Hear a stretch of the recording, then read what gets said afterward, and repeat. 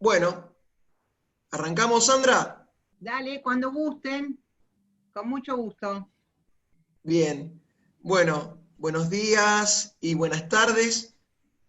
Es un placer para todas y todos los aquí, bueno, presentes en la virtualidad, eh, recibirlos y recibirlas a este panel sobre diálogos internacionales y debates en investigación. Bueno, quien les habla en este momento está en el rol, en la función de secretario de Relaciones Internacionales, así que de algún modo, gracias también a la propuesta de Sandra Gerlero, la secretaria de Ciencia y Tecnología, y también Nahuel Cravero, secretario técnico de la Secretaría, y Mario Fondato, también compañera de la Secretaría de Ciencia y Tecnología, nos surgió esta idea de generar una instancia en donde podamos compartir, reflexionar y discutir también sobre perspectivas metodológicas, sobre trabajos, sobre proyectos que se vienen dando en diferentes instituciones, compañeras y amigas con las que compartimos el objetivo de pensar y repensar en la psicología, de proponer formas de trabajo y de ir, por supuesto, actualizando los conocimientos a los tiempos que corren. Algunas de las personas invitadas tuvimos el gusto de recibirlos en la Facultad de Psicología y en la universidad, a otras todavía no, y otros nos han alojado y nos han recibido cuando hemos compartido experiencia, hemos viajado hacia, bueno, estoy pensando en México, estoy pensando en España. Entonces, esto ha materializado también, más que nada, un posicionamiento de creer que a través de los marcos de cooperación, a través de los trabajos colaborativos, de encontrar diferentes perspectivas de trabajos, enriquecemos no solamente nuestras miradas, sino también las miradas de las personas con las que vamos compartiendo, complejizando en este terreno de la psicología y también de las ciencias sociales las posibilidades del conocimiento a los fines de que esto después también tenga otro tipo de transferencia a nuestras poblaciones. Desde la Secretaría de Relaciones Internacionales, uno de los grandes objetivos es acompañar en todas las instancias de gestión esta cualidad que hace referencia a la internacionalización. Hoy, más que nunca, aparece esta idea de la internacionalización por fuera de una dimensión, lamentablemente, de la movilidad, ¿sí? Es decir, estamos compartiendo, estamos encontrándonos, a pesar de no estar acá ustedes compartiendo, o en otra instancia nosotros compartiendo ya, lamentablemente.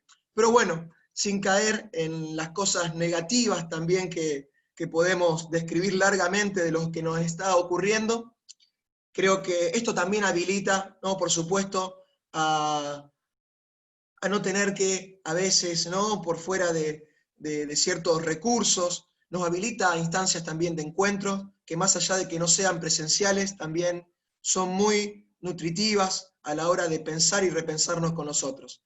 Entonces, esto quiere decir que no vamos a detener el impulso por querer viajar, por querer conocer después otros territorios, pero al fin y al cabo se abre también todas otras posibilidades para seguir encontrándonos, para seguir también trabajando juntos.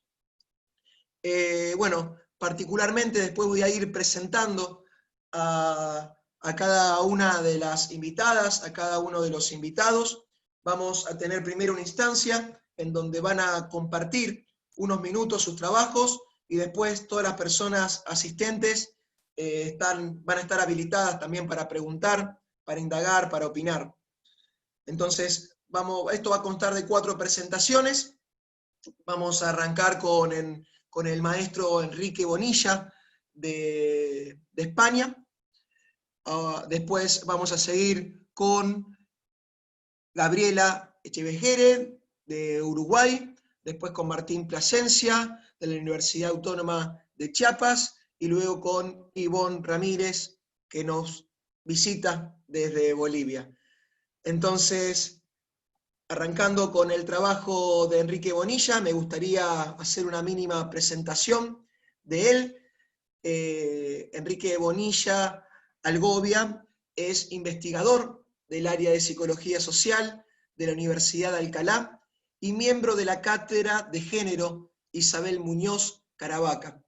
Su línea de investigación tiene que ver con la violencia de género, ¿sí? Él nos va a socializar sobre el desarrollo de una escala de medida para analizar el amor romántico, ¿sí? Un foco metodológico en su presentación y cómo fue luego también desarrollando un análisis multivariantes para dar cuenta de esta problemática. Así que arrancamos, un gusto, con Enrique, y bienvenidas y bienvenidos. Hola, buenas tardes. A ver, voy a ir compartiendo pantalla.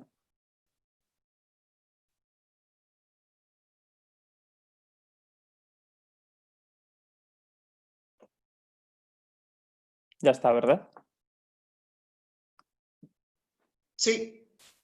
Bueno, buenas tardes. Soy Enrique Bonilla. Como ha dicho Facu, trabajo en la Universidad de Alcalá y voy a presentar, al tratarse una jornada de investigación, me he centrado en una escala que acabamos de validar sobre amor romántico y voy a explicar cómo ha sido su desarrollo. En primer lugar, gracias a Facundo por invitarme a participar y gracias a la Universidad de Rosario, que también estuve allí, estuve unos días con Facu y me estuvo enseñando cómo trabajáis.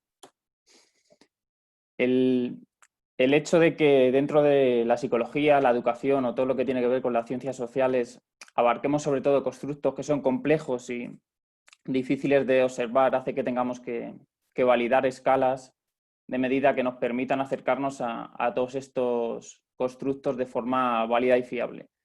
Y aquí solemos tener un problema y es que la mayoría de estos constructos que queremos medir no los podemos medir de una forma directa. Entonces los tenemos que evaluar a través de una forma indirecta, a través de indicadores, como podría ser las actitudes, las creencias, etcétera, etcétera. No os digo ya el hecho de estudiar algo como el amor, que a mi juicio es mucho más complejo porque no cuenta con tanta trayectoria investigadora como otros constructos. Voy a pasar toda esta parte porque ha dicho Facu que tenemos 10 minutos, yo creía que tenía un poquito más. Pero me voy a centrar sobre todo en el desarrollo de la escala. Y de todas formas, Facu, si ves que me paso de tiempo, me vas diciendo. Tranquilo, tranquilo, sí, dale. El amor, que es en lo que consiste esta investigación, en la medición del amor, siempre ha preocupado a los seres humanos de una forma más científica o menos científica, pero siempre ha estado presente ya sea en la literatura, poesía, novelas, en obras de teatro, en el cine, etc. Lo que pasa es que no ha sido hasta mitad del siglo XX cuando se ha empezado a analizar desde una perspectiva más académica. Fue sobre todo la psicología social y ya un poco más adelante, sobre todo los años 70, desde los estudios feministas.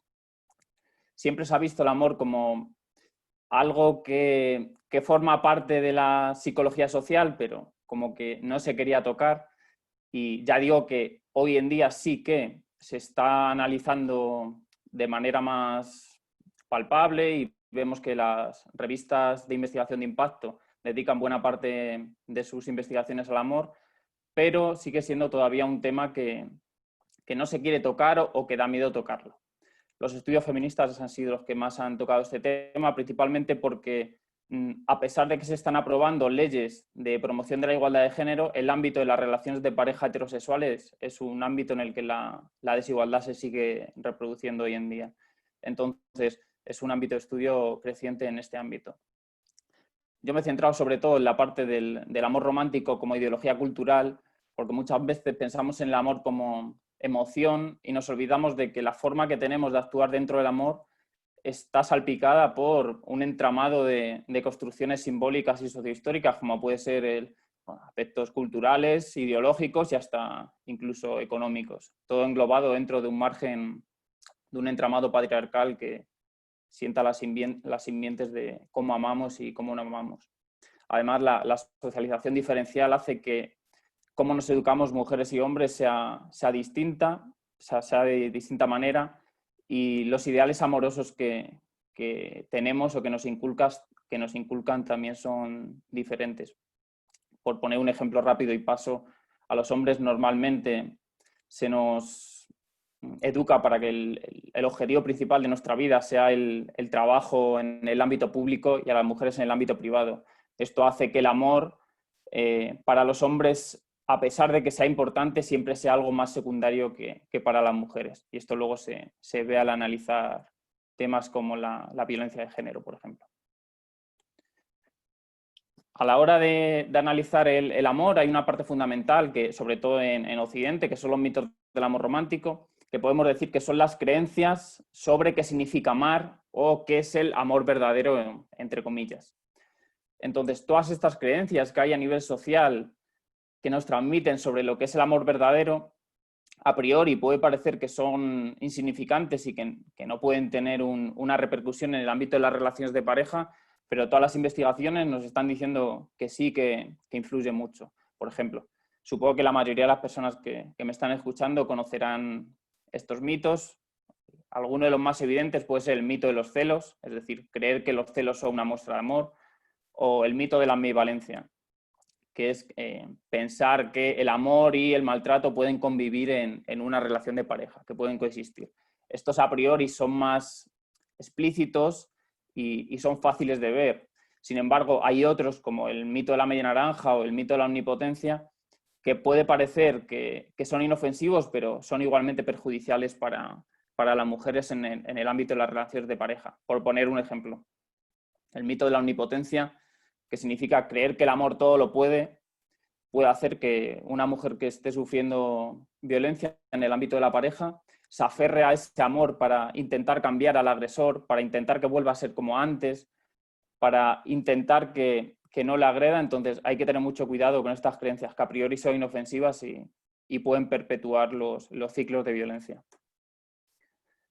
Lo que quiero presentar en esta ponencia, en el breve tiempo que tengo, es el desarrollo de una escala que se llama Escala de mitos del amor romántico y que el trabajo ha sido aceptado para ser publicado en Revista Iberoamericana de Diagnóstico y Evaluación. Si pensamos que desde el ámbito de la psicología o de la educación tenemos que crear instrumentos fiables, evidentemente hay que seguir una serie de fases que nos permitan una medición correcta.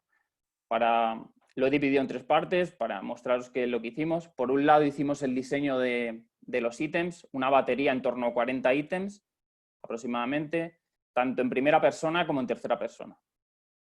Una vez creados, en base a la teoría y en base a los instrumentos previos, lo que hicimos fue enviárselo a un grupo de expertas, 4 expertas en el ámbito de los estudios de género, hicieron una evaluación cualitativa de los ítems y nos dijeron su opinión, y en función de esta opinión de las expertas hicimos algunos cambios.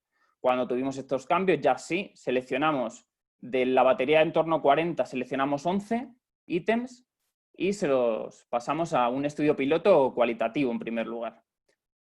Esta es la segunda parte. Ya vimos que todo funcionaba, que todo se entendía perfectamente, que no teníamos que hacer ningún cambio en la redacción y aplicamos posteriormente el instrumento a un total de 1.188 estudiantes de la Comunidad de Madrid. Han participado de los 1.168, son de las 4 universidades públicas que tiene Madrid. Bueno, los instrumentos, el mío y otros 2 que ahora comentaré un poco más adelante con detenimiento. El análisis. Se han utilizado 3 programas. En primer lugar, el SPSS, como la mayoría de investigaciones, para crear la base de datos. Luego, a la hora de hacer el análisis paralelo, utilizamos Factor. Y a la hora de hacer análisis confirmatorios utilizamos AMOS, que es una extensión del SPSS. Al tener una muestra tan amplia, aprovechamos para hacer una división en 2 mitades. Entonces creamos 2 submuestras y en la primera aplicamos el análisis factorial exploratorio y en la segunda el análisis confirmatorio. Esto, que lo vemos en muchas investigaciones, es de gran ayuda para confirmar que lo que hipotetizamos en primer lugar con el análisis exploratorio luego se confirma con el confirmatorio, pero hace falta tener muestras grandes como en el caso de esta investigación. Bueno, voy a pasar. Estos son los ítems definitivos que se crearon. Como he dicho, se enviaron a un grupo de expertas y se les pidió que evaluasen tanto la claridad como la pertinencia. En función de esto, además, se les dijo que cada uno de los ítems podían poner alguna recomendación, alguna sugerencia, etc. Y como os he dicho, seleccionamos 11, que son estos de un total de 40. Bueno, en primer lugar, el análisis exploratorio sobre la primera submuestra, como he dicho. Aquí vimos que teníamos un pequeño problema, nada nuevo en investigación que pueda surgir. Hicimos un primer análisis exploratorio, un análisis factorial con el método de Kaiser y a priori nos arrojaba dos factores diferenciados, que es como yo pensaba cuando creé la escala que se iba a dar. Sin embargo, al hacer un análisis paralelo, como es otro método completamente distinto, no nos daba dos factores, sino que nos recomendaba que la escala estaba formada por un único factor. Entonces, testamos también el modelo de dos factores en análisis paralelo y nos decía que también era correcto. Es decir, nos encontramos con que la primera submuestra, tanto una estructura de dos factores como una de un factor, son válidas para medir el amor romántico. Entonces, en esta dicotomía nos tenemos que enfrentar al análisis confirmatorio para probar cuál de las dos estructuras es la más correcta. Probamos en el confirmatorio las diferentes estructuras que teníamos posibles. Voy a ir aquí. Creo que estáis viendo ahora mismo en la pantalla los diferentes modelos que se pusieron a prueba. En primer lugar, el M1, como lo veis, es el unifactorial. El M2 es el bifactorial, pero sin correlacionar los factores. El M3 es el bifactorial, pero correlacionando los factores. Y el M4, que es abajo a la derecha, es un modelo más complejo que se llama modelo bifactor. Entonces, los resultados del análisis confirmatorio nos dijeron que el modelo 2 tenía resultados pésimos, lo que significa que sí o sí teníamos que tener en cuenta o que era un solo factor o que los factores estaban muy correlacionados. Es decir, que la diferenciación empírica era algo compleja. Voy a volver atrás, sí. Mira, la tasa de la correlación entre factores era superior a 0,80. Entonces fue entonces cuando decidimos que era muy probable que se debiese a que había un factor general que afectaba en todos los factores, además de los dos factores específicos. Ese es el modelo que tenéis abajo a la derecha.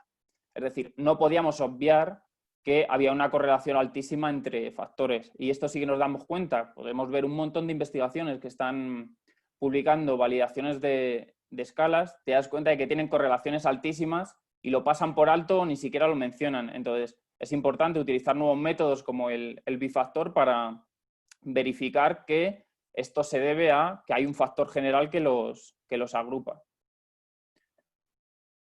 Bueno, al hacer análisis confirmatorio vemos que efectivamente el modelo bifactor tiene mejores resultados que todos los anteriores, pero además hacemos análisis complementarios que nos permitiesen verificar todo ello, porque hay veces que los modelos bifactor, la mayoría de las veces, tienden a dar un mejor resultado, es decir, un mejor ajuste, pero luego vemos que el factor general no explica tan bien los ítems como los factores específicos. Entonces, analizamos diferentes estadísticos, el omega jerárquico, el coeficiente H, factor de determinación, etc. Y aquí sí que vimos ya que el factor general, que era el que veíamos que afectaba a todos los ítems, podía ser considerado de forma independiente.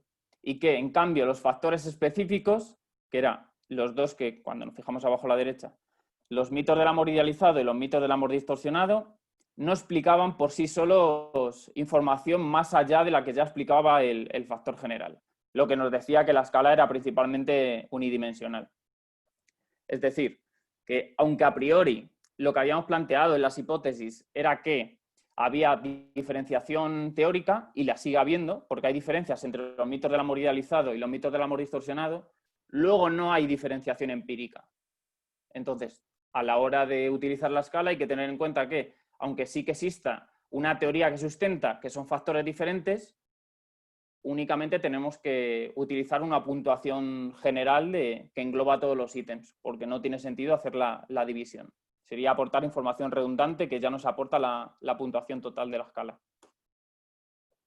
Luego, por último, una vez teníamos la dimensionalidad de la escala verificada, como hay que hacer en todas las investigaciones, todas las validaciones de escalas, hay que hacer una validez externa o validez convergente. Utilizamos el hecho de que los mitos del amor romántico estén relacionados con el sistema patriarcal, nos llevaba a pensar que iban a estar relacionados con el sexismo hostil y el sexismo benévolo. Efectivamente, lo que vimos es que a mayor puntuación en los mitos del amor romántico, mayor puntuación en el sexismo ambivalente.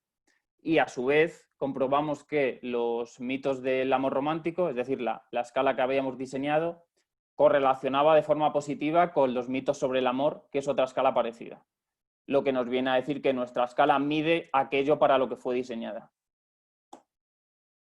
Bueno, como conclusiones, que ya llevo 14 minutos, decir la importancia de utilizar diferentes métodos a la hora de hacer validaciones de escalas de constructos psicológicos, como actitudes, amor, todo lo que tiene que ver con el ámbito de la pareja, porque muchas veces estamos utilizando dos factores y podríamos estar utilizando únicamente uno solo. Entonces, importancia de utilizar análisis paralelo o hacer el modelamiento bifactor para comprobar esto. También la importancia que tiene utilizar escalas breves que permitan su uso en diferentes contextos de investigación. Y además que estas escalas no solo que sean breves, sino que trasciendan el ámbito académico. Es decir, que muchas veces hacemos escalas desde el ámbito de la investigación pensando que sirvan para otros colegas que se dedican a lo mismo, pero para mí, por ejemplo, era más importante que esta escala fuese utilizada por docentes para evaluar con las propias creencias del amor romántico en sus estudiantes. Entonces, hacer escalas que sean fáciles de utilizar y que permitan a otras personas que no sean especialistas utilizarlas y medir el amor romántico, el sexismo, la violencia o cualquier otro constructo que queramos medir. Entonces, facilitar el acceso a las escalas a otros colectivos que las puedan utilizar y que puedan hacer llegar a la población general. Y 15 minutos, ya con esto me despido. Muchas gracias. Muchas gracias, Enrique. Bueno, muy interesante. Imagino acá que el auditorio también, al menos los que estamos empapados de otras metodologías, otras formas de producir conocimientos, hay cosas que nos interpelan, ¿no? En el modo en cómo plantean, en este caso, bueno, uno ya conoce, no se alarma, pero escuchar esto, ¿no? Hablar de escalas para medir ciertas cuestiones, ciertos constructos como el amor, se plantea muy interesante, y esto, ¿no? Lo importante de generar estos espacios para ver otras formas de ir estudiando a estos objetos de estudio con gran complejidad.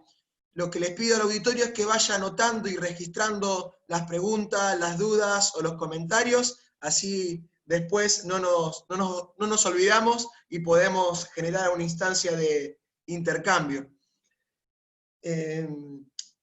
Seguimos entonces, de nuevo gracias Enrique, seguimos entonces con Gabriela, que nos visita desde Uruguay. Ella es psicóloga, profesora de la Universidad de la República de la UDELAR de Montevideo, es máster y especialista en Derechos de Infancia y Políticas Públicas, es doctora en Género y Salud, hizo el doctorado en la Universidad del Rey Juan Carlos, allá en Madrid, y se especializa en la formación de psicólogos, educadores y otros profesionales vinculados a la atención y a la educación de la primera infancia. Sus tópicos de teorización giran en torno a la educación infantil, el desarrollo integral de niños y de niñas. También integra la comisión directiva del Comité Uruguayo de la Organización Mundial de Educación Preescolar. Del 2010 hasta la fecha, el año pasado, ella nos visitó a la Facultad de Psicología en Rosario, y también fue una instancia muy provechosa en donde compartimos sus experiencias de trabajo. Así que, Gabriela, bienvenida, adelante. Bueno, bueno, buenos días a todas y a todas. Un gusto estar en este encuentro. Y bueno, sí, recordando también que hace un año más o menos estaba por allá, en esas tierras tan bonitas. y pudiendo compartir desde otro lugar, desde esa presencialidad cálida que fue la estadía allá. Pero bueno, estamos ahora en este nuevo contexto y bueno, y espero también que lo que podamos compartir hoy nos siga como nutriendo a todos en el trabajo también interuniversitario y de cooperación universitaria, que es tan importante siempre y más en este contexto. Bueno, yo voy también a compartir una presentación. Ahora entramos.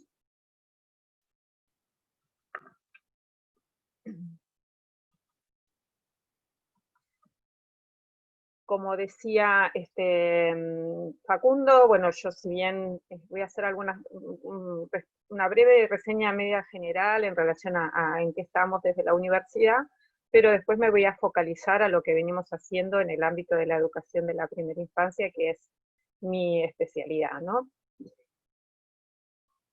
Y pues puse este título, ¿no? Copensando la investigación, porque creo que también toda esta situación nos ha llevado mucho a tener que reinventarnos, ¿no? Repensarnos en este nuevo contexto y desde ahí adecuar mucho a lo que son todas las investigaciones, trabajos en la comunidad, la formación universitaria, ¿no?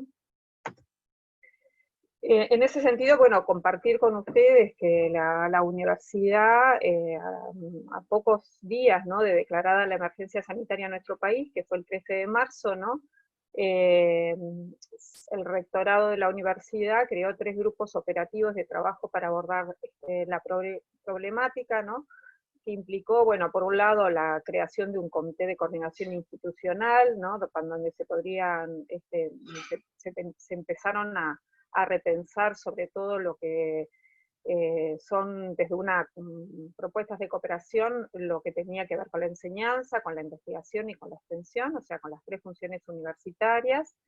Después se creó también un comité de seguimiento de la capacidad de atención sanitaria de nuestro país, entonces desde ahí trabajando de forma conjunta, ¿no?, con el Ministerio de Salud Pública, ¿no?, para identificar justamente los distintos requerimientos y posibles soluciones ante lo que podía estar sometido nuestro sistema de salud. Y por otro lado, un grupo de trabajo que es más centrado en la acción universitaria en el medio, ¿no?, desde ahí ir relevando las necesidades y acciones a realizar en el territorio en el marco también de la pandemia, ¿no?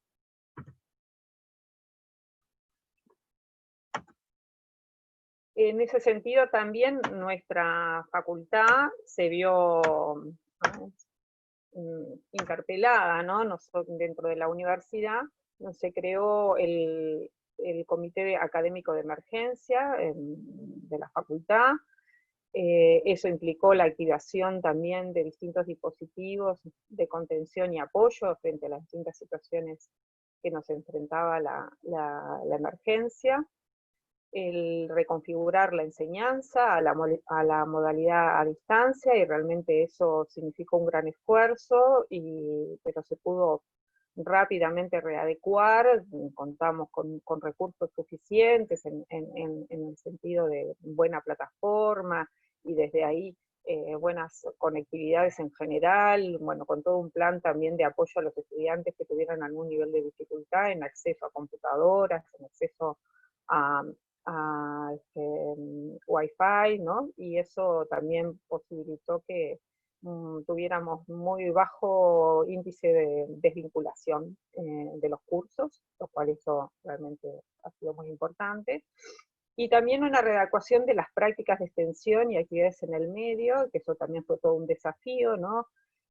Desde las prácticas pensar, bueno, qué prácticas se podían empezar a realizar de forma virtual, o sostener de forma virtual y ir después acompañando la presencialidad en la medida en que fuera posible en los distintos territorios, ¿no? El definir nuevas líneas de investigación a partir de las nuevas preguntas que surgieron desde la emergencia, y algunos aspectos que fueron como bien puntuales, en los cuales la facultad tuvo como una incidencia bastante fuerte, ¿no?, en tratar de hacer visible, ¿no?, por ejemplo esto, ¿no?, de que estamos hablando de una emergencia sanitaria, pero que implica ubicarnos en una situación de emergencia social, y desde ahí, bueno, cómo poder atender también los niveles de emergencia social que dispararon la emergencia sanitaria, y también hacer énfasis en esto de que el distanciamiento físico, una de las tantas medidas que se tomaron con respecto a la pandemia, hablar de distanciamiento físico y no de distanciamiento social, ¿no? Porque en general se plantea el distanciamiento social y en realidad a lo que apuntamos básicamente es, desde el punto de vista preventivo sanitario, es el distanciamiento físico, ¿no? Pero tratar de sostener los vínculos sociales más allá del distanciamiento, sin duda fue un recurso de afrontamiento muy importante a las situaciones, a la situación que generaba la emergencia sanitaria, ¿no? Con respecto a los distintos servicios que ofrece la facultad a la comunidad, bueno, se hizo como todo un relevamiento de cómo se fueron modificando esos servicios a partir también de las distintas demandas que fueron surgiendo, ¿no? Y desde ahí se mejoró todo lo que tenía que ver con el acceso a la información, desde lo que es la página web de la facultad, desde otros medios de difusión y de comunicación. Y bueno, de alguna manera, desde como es históricamente también la atención a la comunidad desde la facultad, hubieron, bueno, modificaciones en relación a la atención psicológica que se brinda de distintos servicios, la atención a las comunidades, bueno, surgieron también algunos cursos específicos y capacitación específica, a partir también de demandas que surgieron, por ejemplo, del sector salud, ¿no? Bueno, la orientación a nivel de muchas instituciones también, y el acompañamiento también de muchos colectivos en relación a lo que genera y ha generado esta situación. Por ejemplo, una de las tantas investigaciones que se hicieron, yo traje ese como ejemplo dentro de lo que son la línea más de salud mental y vinculadas a la pandemia, ¿no? Un equipo de la facultad que realizó una encuesta a nivel online voluntaria, ¿no? Donde distintas preguntas se buscó conocer cuál era la situación vinculada a la salud mental de la población, y bueno, ahí sí se constató lo que se viene constatando también en otras poblaciones, ¿no? Que esta situación de confinamiento, sobre todo el aislamiento más estricto, aumentaron los niveles de depresión en la población y de ansiedad, y también los indicadores de riesgo suicida, que también fue una alerta importante en nuestro país, porque realmente es uno de los problemas que tiene nuestro país, ¿no? Pero a partir, por ejemplo, de este estudio, se reforzó toda la línea de teleasistencia, ¿no? Como para poder brindar también apoyo a la población, ¿no?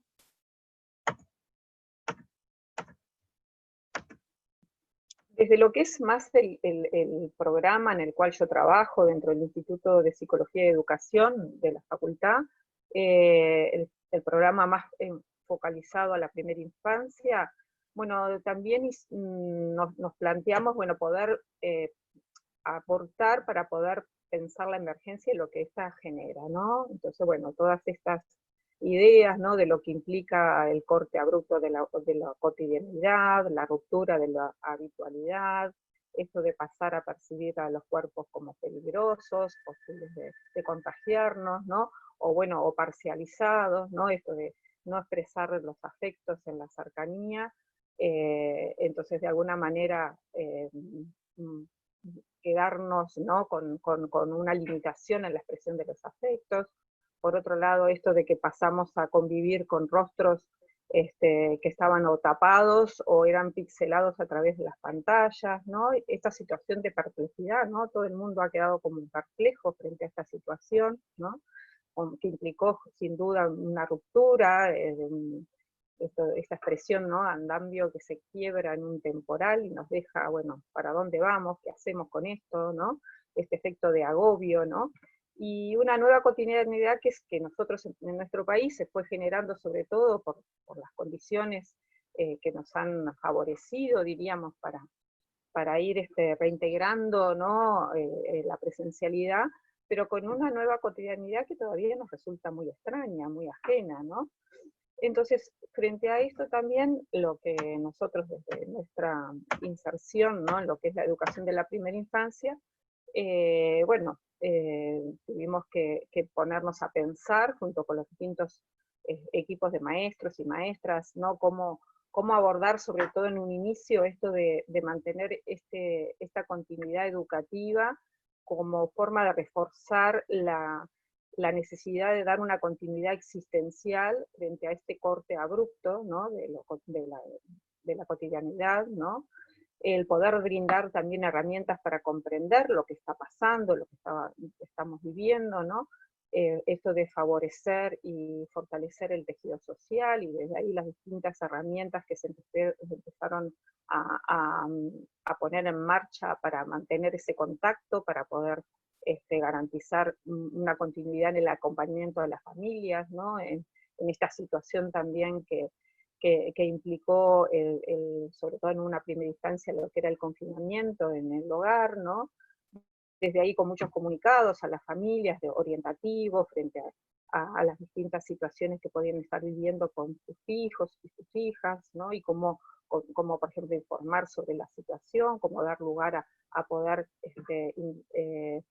entender lo que está pasando, y a su vez dar lugar a poder hablar sobre lo que nos genera, las emociones que genera toda esta situación. Lo mismo con las maestras, ¿no? Charlas de difusión en distintos medios también que nos permitieron también desde ahí ir acercando ideas, propuestas, ¿no?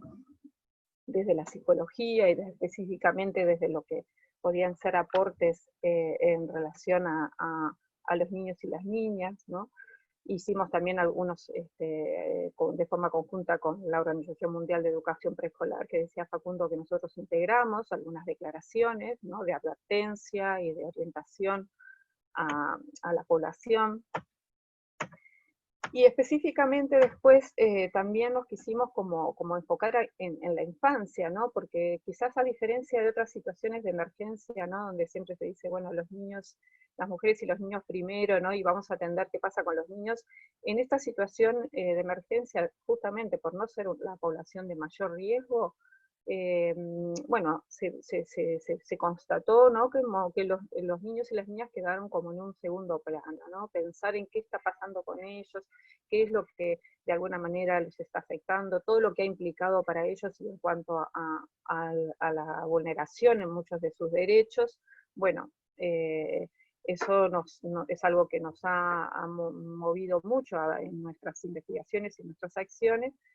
Tomamos un poco lo que fue la declaración del Comité de los Derechos del Niño, que también salió al poco tiempo de constatada la situación de la infancia en el marco de la pandemia. Y en relación a estas advertencias, bueno, nosotros hicimos foco en esto de, bueno, de poder brindar, ¿no?, este punto, ¿no?, de poder brindar oportunidades para que las opiniones de los niños y niñas sean escuchadas y tomadas en cuenta, ¿no? Entonces, desde ahí fue que instrumentamos algunas acciones, ¿no?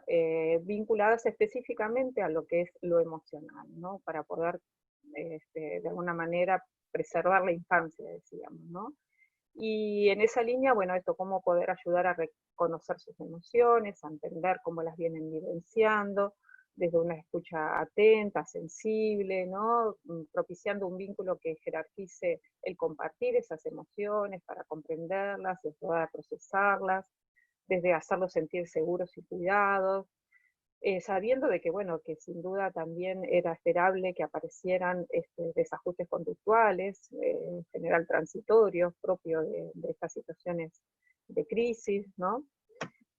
Y en ese sentido, bueno, nos planteamos una pequeña encuesta, ¿no?, para recoger las voces de los niños y niñas en primera infancia, que contribuyera, bueno, también en este proceso de poder reconocer esas emociones y dar oportunidades de irlas como procesando, ¿no?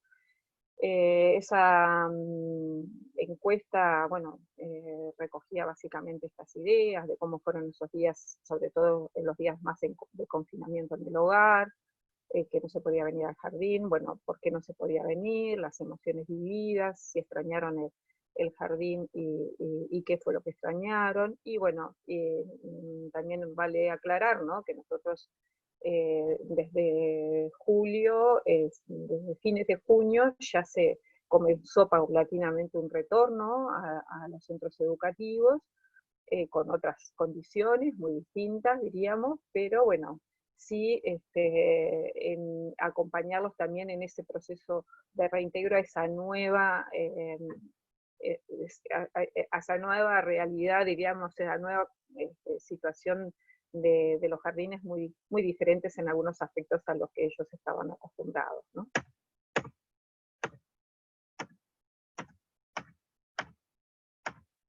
Y para traerles también algunos ejemplos de lo que surge en esas encuestas, por un lado, bueno, en la mayoría de los niños, estamos hablando de niños de 3, 4 y 5, que también esto es importante, porque si bien vimos que hubieron sobre todo a partir de UNICEF algunas iniciativas de consulta a los niños y a los adolescentes, generalmente son a niños más grandes, nosotros nos enfocamos en la primera infancia, ¿no? Bueno, el conocimiento del motivo del confinamiento era mayoritario, o sea, todos tenían claro por qué era que no podían venir al jardín y se tenían que quedar en el hogar, cómo pasaron esos días en el hogar. Bueno, ahí al principio lo que nos pasó es como que costaba decir cómo habían pasado, ¿no? Luego después fueron surgiendo otras respuestas en otros más positivas, ¿no? Pero bueno, aparecían estar aburridos, divertidos o mal, ¿no? Eso es lo que pudieron decir, pero muchos no podían contestar al principio, ¿no? Cuando empezábamos a conversar de este tema, estaban como más bloqueados, diríamos, ¿no? Pero bueno, en la medida en que nosotros esto lo hicimos con la técnica de conversaciones con niños, que es con grupitos pequeños, de 2 o 3 niños, y entonces ahí invitándolos a conversar, también grabando lo que ellos iban diciendo y mostrándoles después lo que ellos nos habían contestado, ¿no? Tratando desde ahí ser lo más fieles posibles a esta técnica de recoger las voces de ellos. En cuanto a las actividades realizadas en el hogar, bueno, sin duda que ahí predominó el juego como alguna de las actividades que más predominantes durante esos días en casa. Después, con respecto a los aprendizajes, ¿no?, que se dieron en ese tiempo, aparecieron unos cuantos aprendizajes vinculados a que, bueno, fueron cosas nuevas que se aprendieron en ese tiempo, desde lo que eran tareas del hogar o las medidas a tomar con respecto al COVID y otras tareas vinculadas más a lo educativo y a lo que había sido la continuidad a través de la plataforma que se fue instrumentando desde los distintos centros en el vínculo de continuidad educativa con el jardín y la familia. Después, en relación a las emociones indagadas, ¿no? Bueno, hubo con respecto a la alegría, que sobre todo tenía que ver con la alegría vinculado al tiempo de juego y al tiempo de estar en familia, en ese momento de estar más en casa. En cambio, con respecto a la tristeza y el enojo, aparecieron sí más elementos vinculados a lo que tenía que ver con el estar en el encierro y a cómo se habían intensificado esos vínculos intrafamiliares, y entonces desde ahí también aparecían con respecto a esos vínculos niveles de Gabriela, tristeza. perdón, lamento el rol que me toca. Sí, ya ¿Podrías, estoy encima en terminando. esta parte tan interesante? Perfecto, dale, dale. Bueno, el miedo también apareció, bueno, ahí decíamos, bueno, sin duda acá el miedo sale más asociado a lo esperado en relación a esta edad, ¿no? El miedo con respecto a la oscuridad y estos aspectos que generan miedo en estas edades. Bueno, después sí, el tema con respecto al retorno al jardín, hubo sin duda que muchos manifestaron la alegría por volver al jardín, y sobre todo vinculado a lo que más querían hacer en el retorno al jardín, que era el reencuentro con sus amigos y a jugar, ¿no? Bueno, esto es un poco las reflexiones que surgen a partir de esos datos, ¿no? Esto ya de alguna manera lo fui diciendo, ¿no? Pero bueno, sin duda hay que el juego y el compares y el jardín como espacio imprescindible de socialización y desarrollo aparece con fuerza, ¿no? Y bueno, para terminar, justamente una anécdota que finalizando una de estas conversaciones, un niño me pregunta a mí, ¿no? Cómo yo había pasado ese tiempo en mi casa y cómo había sido para mí, si había extrañado el jardín, ¿no? Y bueno, yo le digo que sí, que también me puso triste no poder verlos a ellos. Y entonces Enzo me dice eso, ¿no? Dice, sí, es triste esto de no podernos darnos así real, ¿no? Y bueno, realmente creo que a cada cuenta, por un lado, del nivel de empatización o de empatía de este niño, ¿no? Frente a lo que yo le estaba preguntando, también preguntarme en relación a qué había pasado conmigo. Y por otro lado, esto, ¿no? De que la gran afectación por la falta del encuentro presencial, digamos, ¿no? Del estar así real.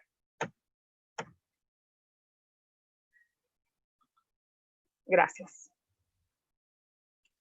Muchas gracias, Gabriela. Muy, muy interesante también el desafío que asumieron. Les pido de nuevo al auditorio que registre esas dudas, esas preguntas y los comentarios. Ahora viajamos virtualmente a México, específicamente a Chiapas, la Universidad Autónoma de Chiapas, Martín Plasencia. Bueno, él es doctor en Desarrollo, Aprendizaje y Educación por la Universidad Autónoma de Madrid. Es profesor, investigador de la Facultad de Ciencias Sociales de la Universidad Autónoma de Chiapas, en México, como ya podemos ubicarnos, y actualmente es el director de investigación de la misma universidad. Pertenece al grupo interdisciplinario de investigación Infancia y Juventud en contextos de diversidad, y su línea de investigación tiene que ver sobre la diversidad en las infancias, sobre problemáticas educativas y sobre la cuestión del juego. Bueno, hoy él nos va a comentar acerca de la interdisciplina, de las implicancias que implican, o sea, de las implicancias con respecto a diferentes áreas del conocimiento para realizar estudios sobre la infancia, y bueno, sobre cómo a veces la generación excesiva del conocimiento puede obstaculizar cierto devenir epistemológico. Cualquier cosa, Martín, si dije algo que no corresponde a tu exposición, lo podés resignificar. Pero bueno, bienvenido, un placer tenerte acá con nosotros, así que adelante. Bueno, es un gusto saludarlos a todos. Reciban un abrazo desde Chiapas. Afortunadamente hemos tenido contacto con FACU y con la Universidad Nacional de Rosario. Ya estamos cada vez más vinculados. De hecho, FACU y Sandra, que también está por acá, tuvieron una excelente exposición hace poco en un evento que tuvimos acá, precisamente sobre investigación. Su charla se llamó La construcción de una agenda en investigación en psicología. Entonces estamos pues trabajando este tema conjuntamente sobre las infancias. Y pues yo voy a contarles algunas reflexiones acerca de este tema de las infancias diversas. Primero, una reflexión que viene es ¿qué estamos investigando de las infancias? Es decir, ¿qué de las acciones, de la actividad de la infancia estamos los investigadores investigando, valga la redundancia? Es decir, ¿cómo nos estamos acercando a ellas? ¿Por qué nos estamos acercando a ellas? ¿Y qué es lo que estamos recuperando? En otros momentos lo he dicho que la infancia y todo, y muchos lo reconocen, la infancia en realidad representa una continuidad de la humanidad, es un grupo permanente en la humanidad. en ocasiones políticamente desplazado porque se le ha atribuido como un grupo vulnerable, que en realidad una colega opta por decir mejor un grupo vulnerado para demarcar, digamos, la posición política de quien lo nombra, ¿no? Entonces, nosotros hemos estado como en esta búsqueda, en esta insistencia con el grupo de investigación acá, con colegas nacionales y latinoamericanos. Entre ellos está Facundo y el equipo de Rosario también integrándose en esto. Y precisamente estamos en este tema de qué investigar, es decir, qué es lo que las infancias están haciendo, cómo lo están haciendo, y esto nos liga inmediatamente a cómo se está investigando. Y hay un cuestionamiento ahí metodológico, pero también epistemológico de cómo estamos recuperando. A veces decimos hay que recuperar la voz de los niños y las niñas, ¿no? Como si incluso como si nosotros les diéramos esas voces. Entonces, estas perspectivas tenemos que como hacerlas evidentes, nuestro propio papel como investigadores y reconocer las formas detalladamente, metodológicamente, como nos estamos acercando. Hace poco hay un amigo profesor en una escuela multigrado indígena de acá de Chiapas que recién visité en días pasados. Es un profesor con el que hemos trabajado, desde mi punto de vista, un profesor excepcional, tiene 24 años trabajando en la misma comunidad y ha hecho un trabajo muy interesante con niñas y niños indígenas celtales. Él es un profesor también indígena, pero habla otra lengua que se llama Tzotzil. En este tiempo ya aprendió la lengua de celtal. Chiapas es una provincia, podríamos decirlo, multicultural, multilingüe. Entonces, este reconocimiento debe reconocerse que hay infancias cuya lengua inicial, cuya lengua con la que se forman, con la que comienzan a construir es otra diferente al castellano. Aunque el Estado mexicano, bueno, particularmente la política educativa, ha estado más enfatizada en castellanizar, es decir, volver como el concepto de Estado a partir de la castellanización. Bueno, este es un reducto, obviamente, de muchas cosas, pero podríamos decir que esa es la perspectiva. Pues bien, con este profesor lo contactamos porque estábamos haciendo un video digamos, de divulgación para este tema de las infancias diversas, y conversando con él surgió un tema muy interesante. Él decía, porque le preguntamos cuál era su visión de que varios investigadores hemos ido con él y hemos estado trabajando con él.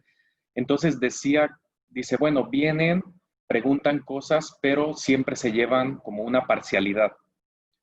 O sea, digamos, no llevamos a profundidad.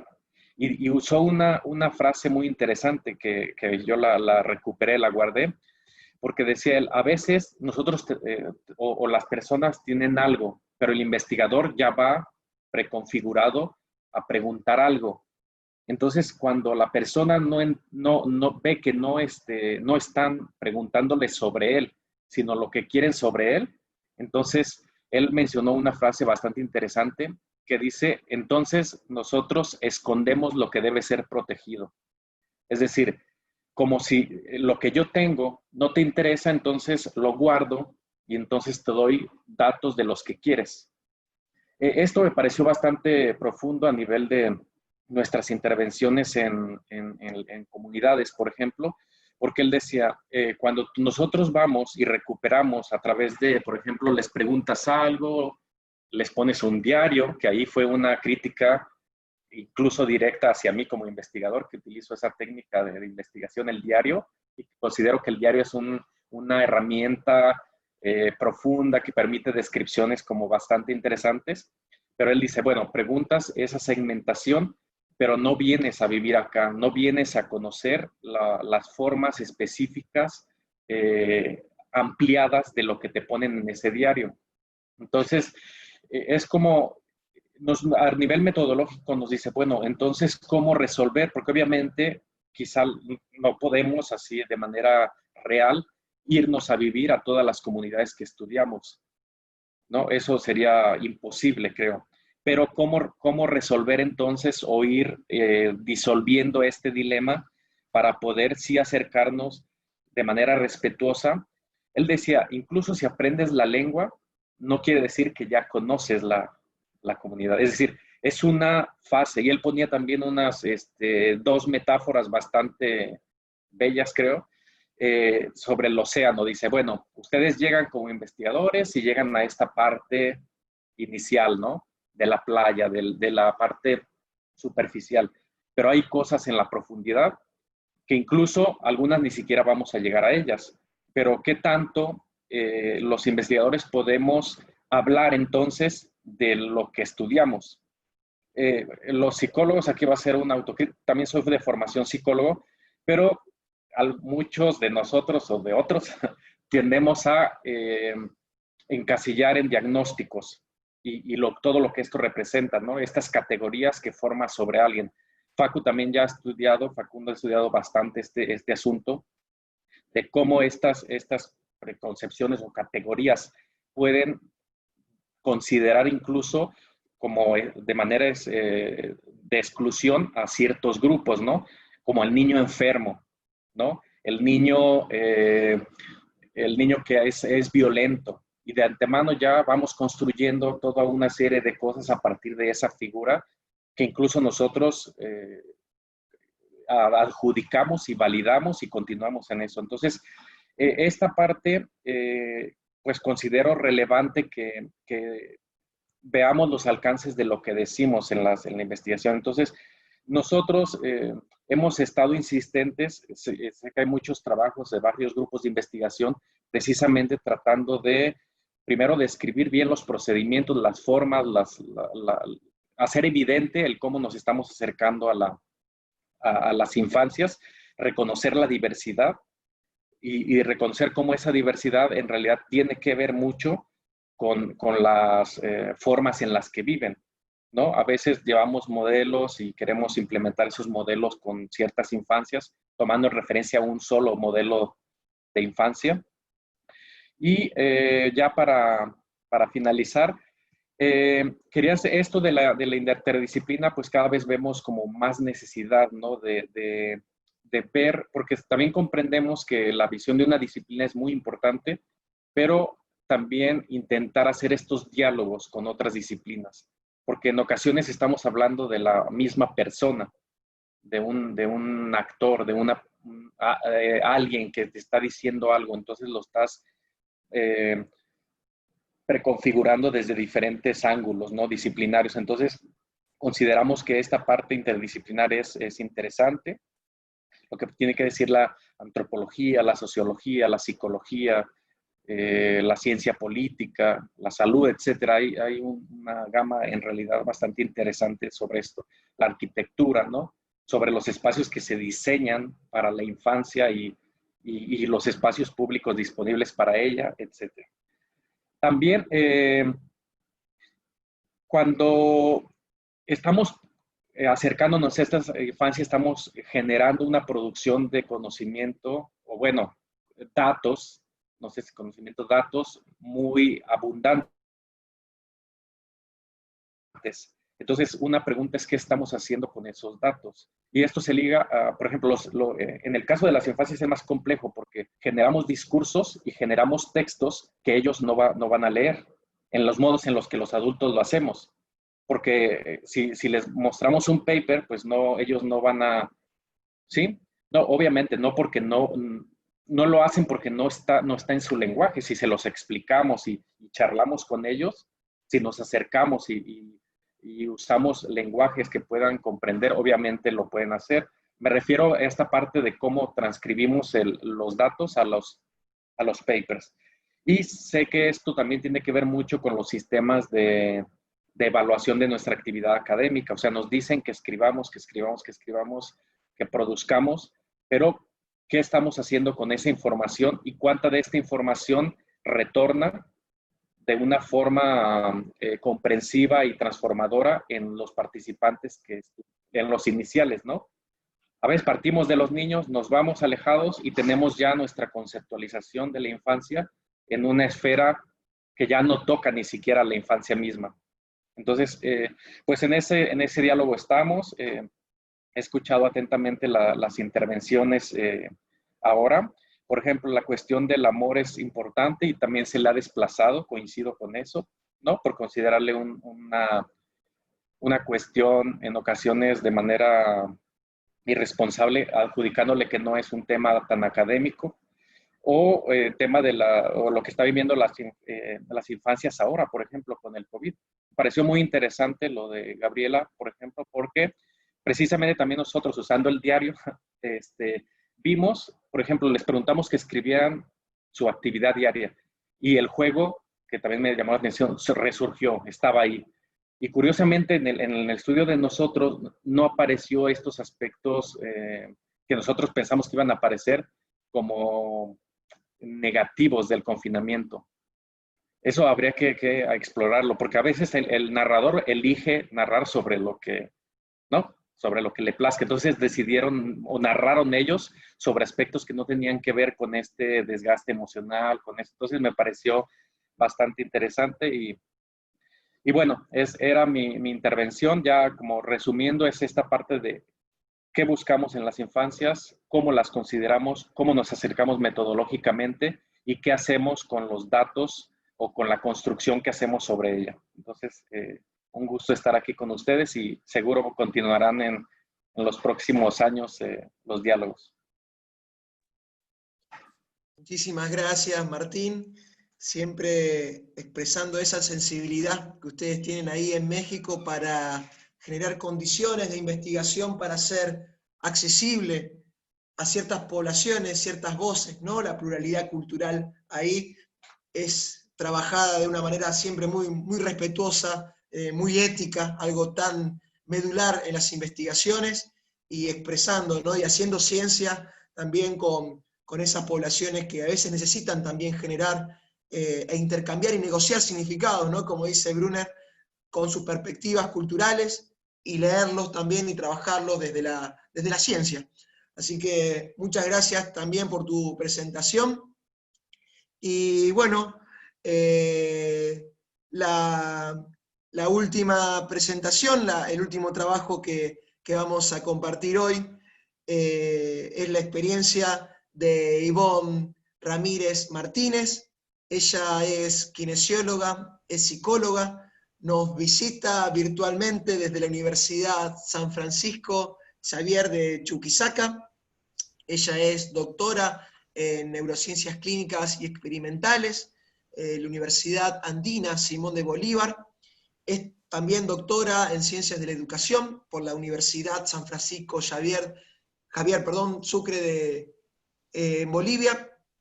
Es especialista en nociología y epistemología, y también otra cuestión para destacar, dentro de distintos postdoctorados que tiene un postdoctorado en sociología de la discapacidad en la Facultad de Filosofía y Letras de la Universidad de Buenos Aires.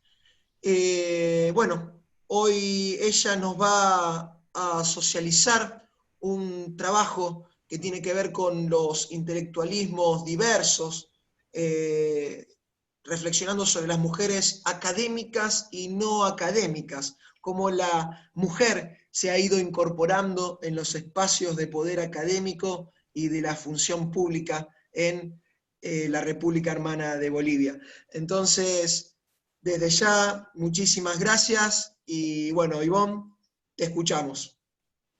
Gracias a la Universidad Nacional del Rosario, que en el periodo pre-pandemia me esperaba, y me hubiera gustado poder compartir algo de mi quehacer profesional y docente. Estoy enfocada a la temática de las infancias, y de ahí que me gustó mucho escuchar la temática anterior, ya que con México compartimos muchas agendas, yo creo que de investigación, y ciertas deudas históricas también con ciertos grupos que han quedado marginados y excluidos de las políticas públicas, ¿no? Justamente me ocupan las infancias con discapacidad. Y bueno, dentro de esos estudios que tienen que ver más con los elementos quizás biomédicos del estudio de la patología neurológica, llamada así patología neurológica, pues me he tropezado con la sociología de la discapacidad. Tan interesante esa reconfiguración de pronto del cuerpo bello, sano, útil, ¿no? Que va configurando precisamente el modelo capitalista, ¿no? Entonces, las madres de estos niños, muchas de ellas teniendo un periodo histórico y político bastante complejo en Bolivia, mi tema de investigación junto con dos compañeros sociólogos pues, bolivianos se encuentra nuevamente en otra coyuntura bastante compleja, puesto que la atraviesa un tema político partidista que lógicamente a veces puede exaltar su valor, pero también puede entorpecer el análisis teórico que esto implica, ¿no? También me tocó tropezar en otro momento, así con un periodo histórico en el cual el movimiento al socialismo estaba tomando el poder y el gobierno en Bolivia y nosotros trabajábamos con el uso del chumpi y el aguayo como recursos ancestrales de crianza infantil y la modelación del cuerpo bello para todo lo que es la cultura aymara, ¿no? Aymara, quechua, etcétera. Entonces, de pronto son a veces esas intersecciones que pueden revalorizar un trabajo o de pronto quizás quitarle, como decía una vez más, este valor teórico, ¿no? En este caso voy a hablar de precisamente lo que comentaba Facundo, voy a hablar de la presencia de las mujeres en los espacios de decisión, de gestión política y de gestión académica, que claro, se han presentado como una novedad, digamos, dentro de los últimos 20 años en los espacios universitarios con mayor quizás presencia. Sin embargo, que en los últimos 20 años, de una manera más explícita en las mujeres no académicas, me refiero a mujeres indígenas, a dirigentes sindicales, ¿no es cierto?, o a mujeres migrantes, que en este caso han hecho una representación no solamente política, sino también de postular ciertas cuestiones, digamos, de ideologías y desde luego de valores que en este caso promueven la recuperación de cierta organización política, histórica y social de sus modos de vida, ¿no? Y en ese sentido que me parece importante como la psicología social, sobre todo para el ámbito latinoamericano, tiene que ir desarrollando y creciendo en tanto que quizás a veces hemos asumido las teorías de la psicología como enlatados que de pronto no se han adaptado a nuestra realidad o no nos han permitido aproximarnos y tener una lectura más clara de esta problematización de temáticas sobre todo complejas. La investigación en este caso tiene por objetivo analizar la formación, ideas y principios de las mujeres que ejercen función o gestión universitaria y la gestión pública desde la concepción de dos autores, ¿no? La concepción de Gramsci y la concepción de Said Campos. Estos intelectualismos tomando en cuenta tres categorías de análisis, como eran la racionalidad que postula Said Campos y por otra parte la función y el compromiso que reviste esto, ¿no? Entonces hemos tomado como trabajos y antecedentes, decíamos, desde la teoría de Gramsci, del funcional orgánico, pero también hemos tomado las perspectivas de Said, tomando ya una reconfiguración de la teoría de Gramsci, de Brenda, Michel Foucault y Sartre, desde luego. Concluyendo que precisamente ese intelectual orgánico, ¿no?, reconfigurado a un mundo actual, a una lectura desde la problemática boliviana, plantea quizás el desarrollo de la individualidad o el compromiso, ¿no? Y por otra parte, la disgregación de figuras públicas y privadas. En qué medida, digamos, esto se puede separar y en qué medida esto, además, en el imaginario colectivo se puede representar quizás o esa posible separación en realidad de estos mundos, cuestión que para Campos, desde luego, no es posible, ¿no? Entonces, me voy a permitir compartir un poco el video para situarlos, a pesar de que aquí hay bastante gente latinoamericana. Hay algunos aspectos interesantes de todo ese proceso que hemos ido atravesando en Bolivia y que sin duda va a ayudar a comprender la problemática que pretendo explicar.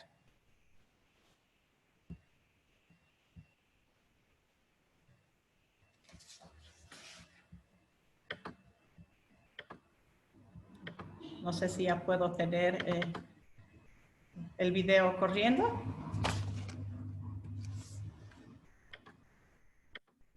¿Ya lo pueden ver? Todavía no se presentó. Perfecto, ahora sí. Ahí está.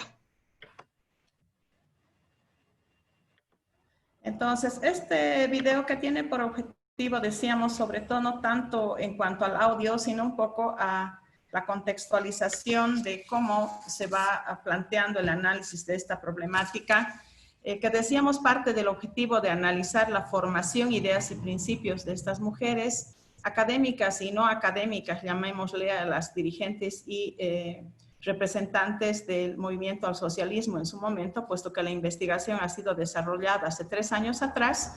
Podríamos, revisar algunos antecedentes para nosotros en Bolivia desde quizás Domitila Chungara, ¿no? Que quizás Weiser en 1977 es el primero en documentar como una figura pensante y reivindicatoria, sobre todo por necesidad, en el momento en que Domitila Chungara representa un movimiento de mujeres mineras que postulaban sobre todo pensamientos en torno de la superación del miedo, la postulación de pensamientos propios y la recuperación de dignidad de sobre todo grupos sociales vulnerables, ¿no? Y en este caso dominados, marginados y excluidos, decíamos, de las agendas de las políticas públicas. El caso más universal para nosotros como referente también fue Menchú, que citada por Burgos en 1998, esta indígena guatemalteca, postula justamente el activismo en torno de las necesidades y las masacres que en ese momento sufría su pueblo. En Bolivia, el advenimiento de los movimientos sociales hace 20 años posibilita una acción más teórica de pensadores académicos, ¿no? Entre ellos, por ejemplo, Patsy, figuras masculinas como Malcu Quispe y sin duda la figura de don Evo Morales, que establece un tipo de intelectualidad sobre todo basada en el discurso y en la presencia minuciosa y cotidiana, sustentada sobre todo por una visión sindicalista y que respondía a objetivos inmediatos y visibles en su discurso, como la figura de un líder, ¿no? De un pensador, desde el estrado y la acción que tendían a convertirlo en una especie de figura mítica, que no solo comandaba, sino que también establecía un modo de vida, una forma de pensar sobre lo que es la vida, la naturaleza, ¿no es cierto? Y desde luego el propio pueblo boliviano. En lo referente a los intelectualismos, Said abre este debate, desafiando el intelectualismo desde posturas distintas, ya que para el caso boliviano, ¿no es cierto?, se aprueba la nueva constitución política del país y se propone dentro de uno de los postulados la alteridad, es decir, la presencia femenina y masculina como una condición sine qua non para representatividad de municipios y desde luego a nivel de gobernaciones. Nosotros, apoyados en la teoría de Miller, quien sostenía que justamente el intelectualismo latinoamericano siempre había estado a la sombra de los estados.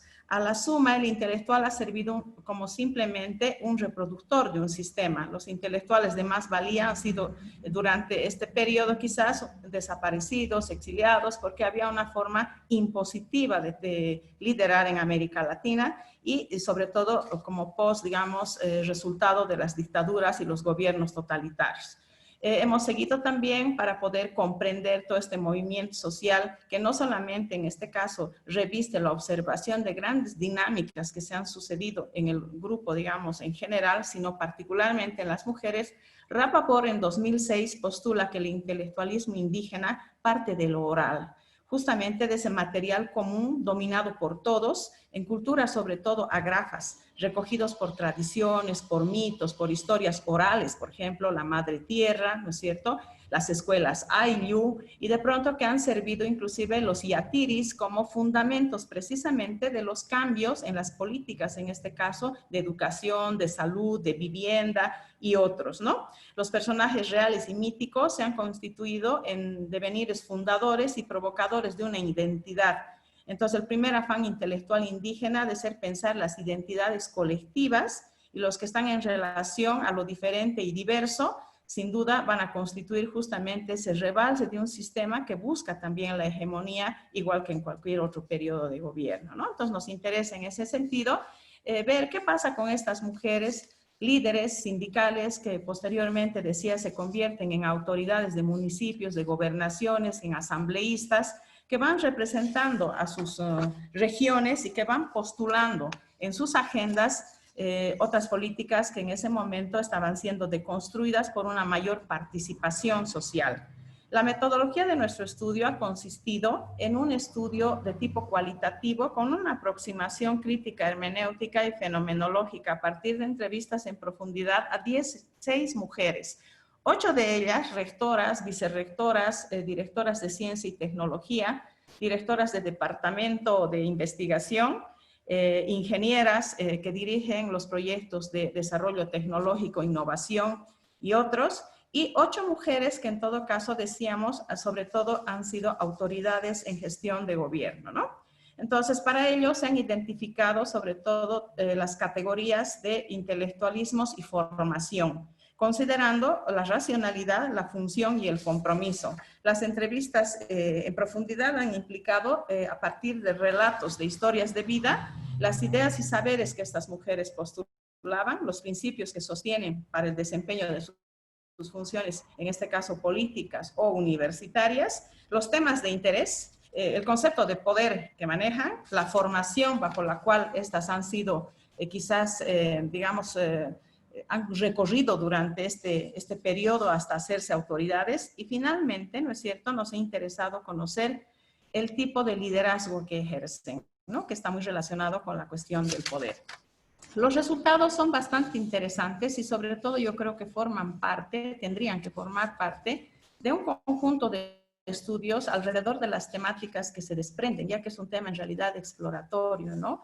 Ver, por ejemplo, la reconfiguración de género, el concepto que en este caso implica gestión, el uso del poder, que me parece también una cuestión que se podría profundizar.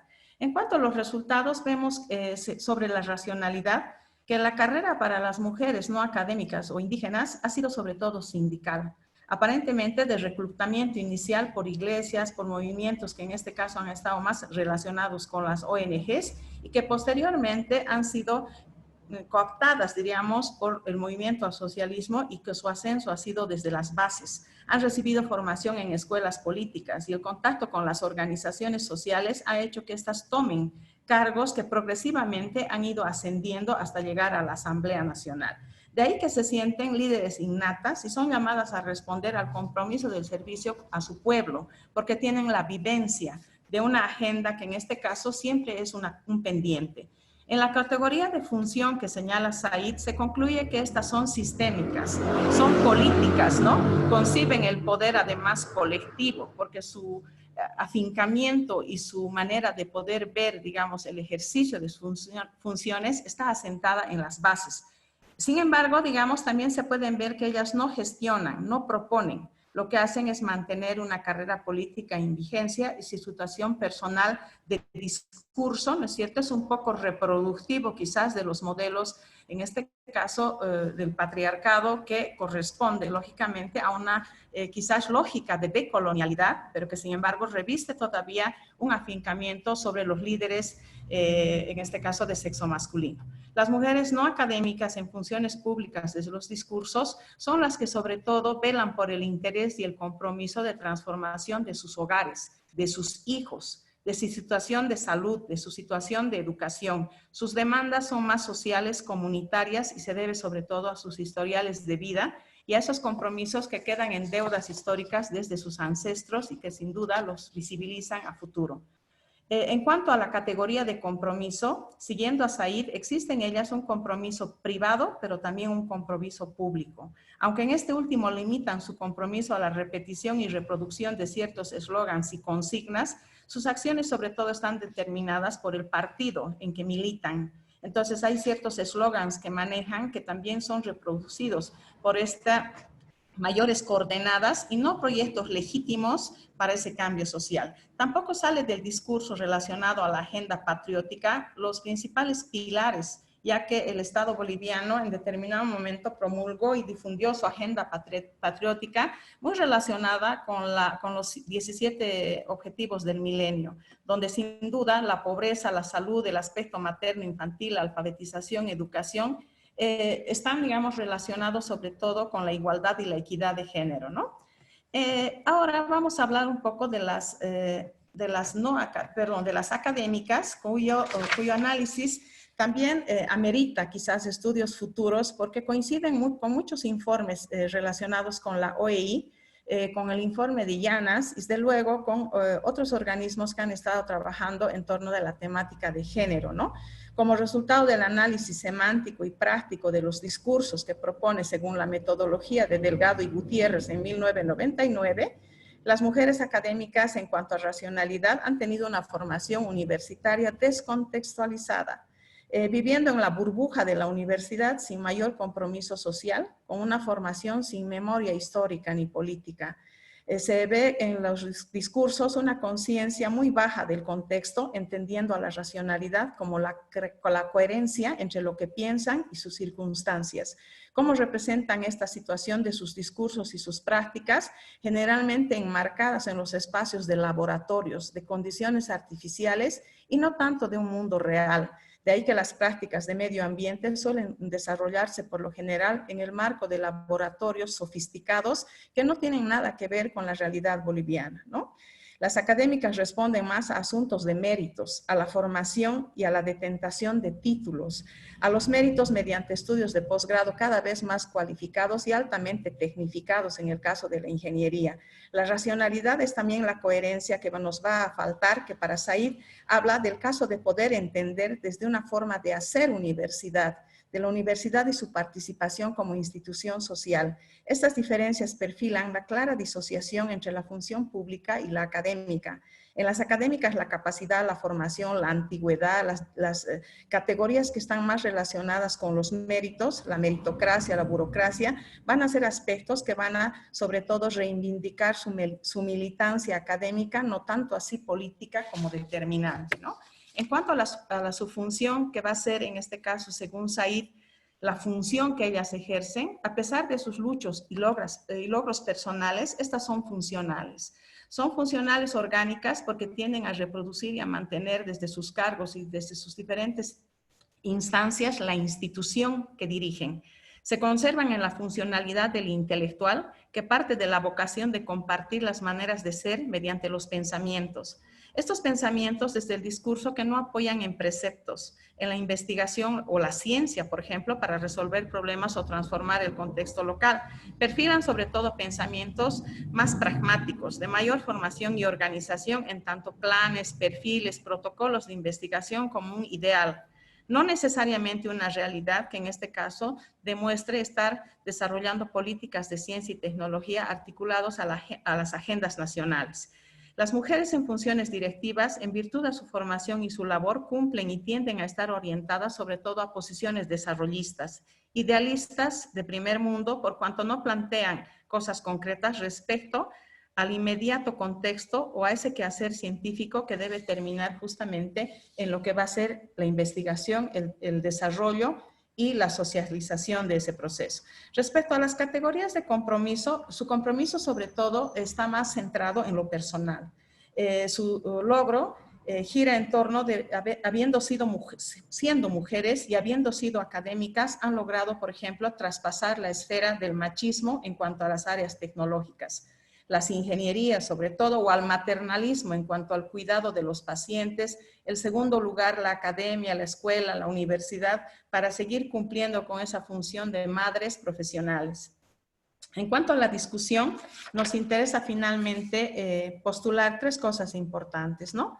Las mujeres académicas, sobre todo vamos a ver que van a reproducir los modelos planteados ya y criticados también por Llanas y la Organización de Estados Iberoamericanos, donde la vocación y digamos, perseverancia que cultivan estas mujeres se ha iniciado desde muy temprano en la vida universitaria, enmarcada simplemente quizás a los espacios del aula, y su advenimiento por la vocación profesional, sobre todo se ha orientado a la formación posgradual y luego a ubicarse en una gestión académica que sea de algún departamento o alguna jefatura. La Organización de Estados Iberoamericanos señala que el curso evolutivo de la mujer en Bolivia, ¿no es cierto?, también implica que se ha accedido a una educación elemental. Posteriormente, en un segundo momento, hemos alcanzado el plano de la educación superior y esa masificación que además esto reviste, pero no hemos podido traspasar el límite del tercer momento que la OEI distingue en dos fases. La primera, a la confianza en la ciencia, y la segunda, a la ampliación de la tecnología, ¿no es cierto?, y cómo esta mujer que ahora dirige, decide o de pronto lidera movimientos, en este caso relacionados con universidad, todavía no postula ni apuesta por las políticas de ciencia y la tecnología, sino que va cumpliendo estas funciones tal como lo han establecido quizás los modelos masculinos o machistas tantas veces criticados. En las no académicas, sin embargo, hemos visto que hay, digamos, un perfil más de una conciencia y una acción de razón. Sin embargo, esta postulación es importante que, digamos, traspase ese poder hegemónico y el discurso ideológico de los partidos de gobierno. Quizás en ese sentido todavía quedan muchos desafíos y no hay antecedentes que se hayan trabajado fuera de Rapaport y Maldonado, donde quizás el caudillismo y de repente lo oral, ¿no es cierto?, la tradición oral sea en sus principales armas.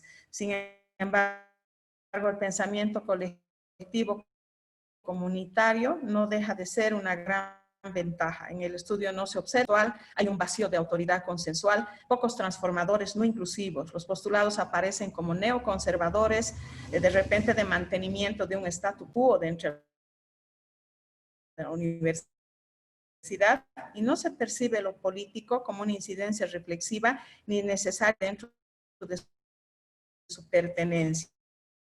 Lo que se puede observar y ahora del yo autoridad. Bien, no quisiera ocupar el tiempo para no quitar el espacio de poder recoger más bien las intervenciones suyas y que me gustarían, con el interés que tengo sobre todo, de poder continuar con este estudio. Muchísimas gracias, Ivonne. Bueno, nada, es también muy, muy emocionante, enriquecedor escuchar también tu trabajo. Bueno, tenemos, no quiero robar tiempo, tenemos 10 minutos que termine, a las 11:45 termina esta sesión de Zoom, pero bueno, me gustaría escuchar también por parte del auditorio preguntas, intervenciones, comentarios. Así que lo pueden hacer por escrito y lo leo, o activar, por supuesto, el micrófono y hacerlos en primera persona.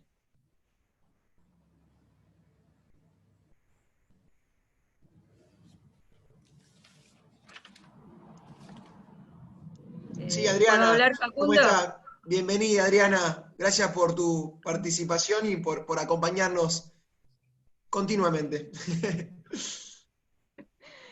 Sí, los lazos de trabajo y la fuerza de las luchas. Muchas gracias a ustedes.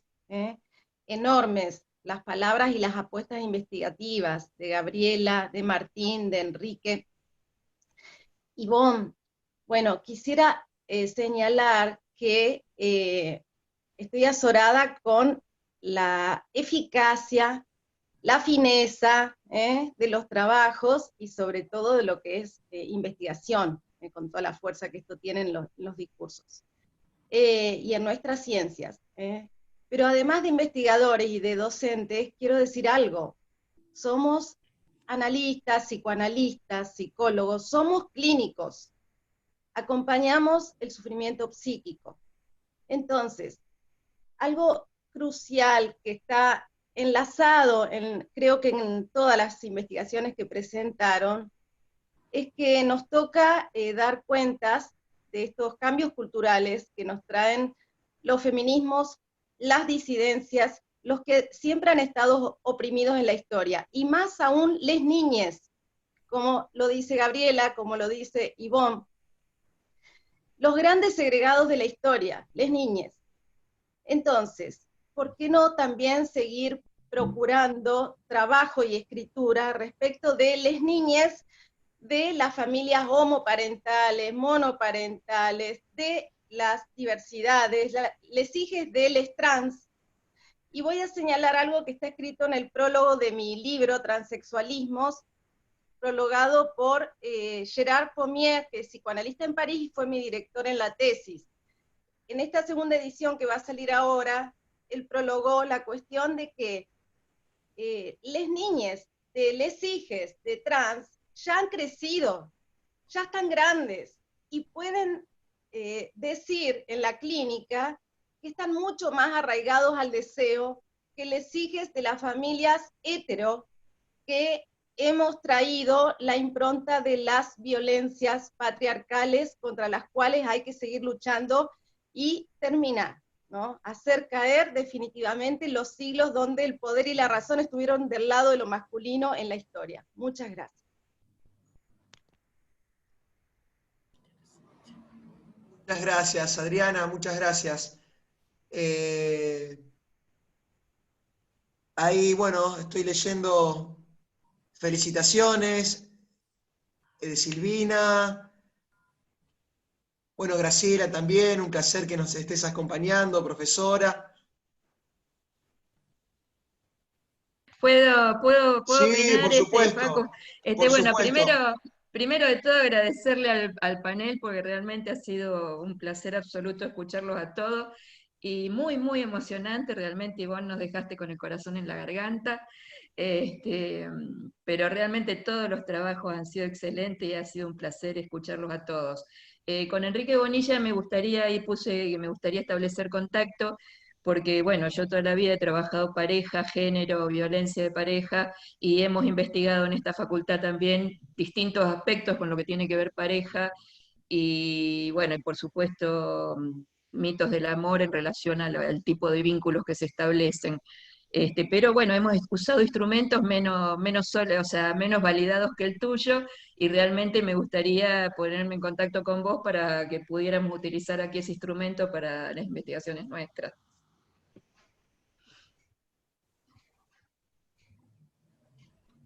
Perfecto, sí, Graciela, yo después los pongo en contacto. La verdad que uno de los objetivos también es eso, nada, generar redes, acercar proyectos, líneas de investigación. Así que con todo gusto, después, Graciela, socializamos igualmente para todo el resto que esté escuchando, o que sepan que hay personas que les interesaría vincularse con estas líneas que hoy se han presentado. Se encuentran, bueno, por supuesto, con el consentimiento de las distintas partes, ¿no? Porque estamos en investigación y sabemos de esto, pero vamos a generar las redes. No dudo de que estas personas son muy solidarias y les interesa seguir compartiendo. Gracias, gracias. ¿Algún otro aporte? ¿Alguna otra pregunta? Sí, Gabriela. No, bueno, un comentario, un gusto también escuchar a los compañeros y compañeras de expositores. Y bueno, la verdad que también para mí el escuchar a Martín y saber que también en ese otro territorio se está, bueno, como incursionando en la importancia de poder dar espacios, ¿no?, para las voces de los niños y de las niñas. En ese sentido, bueno, esto que él planteaba, ¿no?, que nos exige mucho como investigadores, esto de cómo poder ser respetuosos y muy rigurosos, ¿no?, en cómo, bueno, recoger esas voces de niños y niñas y hacerlas realmente fielmente, hacerlas, poderlas hacer escuchar, ¿no? Y esto también es como todo un aprendizaje que se hace sobre la marcha, ¿no? Una de las cosas que yo trabajo mucho, bueno, este trabajo se hace a partir de estar insertos en un centro de educación inicial, con un equipo de estudiantes, con los cuales, bueno, recogemos estos datos para después intervenir, o sea, dentro de una modalidad que implica, bueno, cómo profundizamos, conocemos más en profundidad cuáles son realmente sus necesidades, sus demandas, para después seguir propiciando desde intervenciones el que ellos puedan seguir como procesando, en este caso, las emociones que ha implicado toda esta situación de este año tan particular, ¿no? Pero bueno, en eso también uno va metodológicamente como que se tiene que dejar guiar por lo que los propios niños y niñas nos van mostrando cómo son sus formas de expresión, ¿no?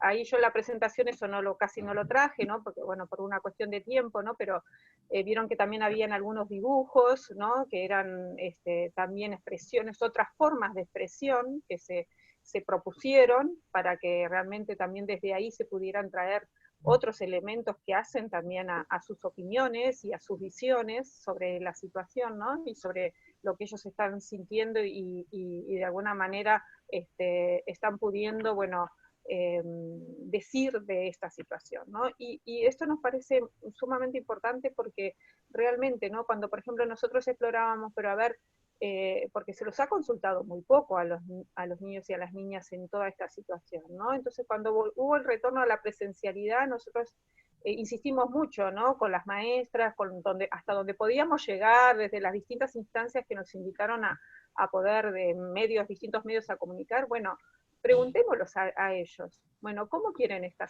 ¿Saben cuáles son? Ellos fueron muy respetuosos, han sido muy respetuosos de las distintas normas sanitarias que ha implicado toda esta situación. Bueno, a ver, ¿cómo que quieren volver al jardín? ¿Cómo quieren, teniendo en cuenta esas normas, ¿no? Bueno, ¿cómo es que quieren saludarse, ya que no pueden saludarse de esta manera? ¿Qué cosas quieren jugar? ¿A qué cosas pueden jugar o adecuar sus juegos, ¿no? También teniendo en cuenta estas normas sanitarias, ¿no?